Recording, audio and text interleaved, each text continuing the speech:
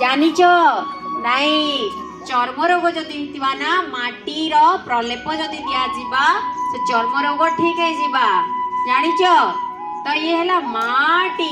ये माटी आपको केते जिनिस दउचे तुम देख ये गछ पत्र तले सब काना अच्छे माटी अच्छे। तो से माटी भीतर के चेर जाइए केते भीतर के जाइए हाँ ना।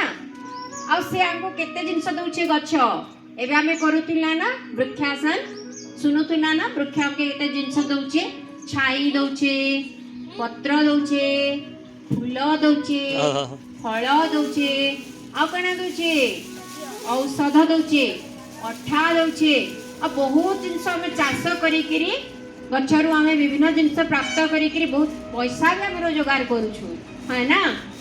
तो ये माटी लागी गछ माटी लागी परिवेश माटी लागी हमर जीवन। तो माँ माटी को आमे भूमि को प्रणाम करमा कर समस्ते प्रणाम।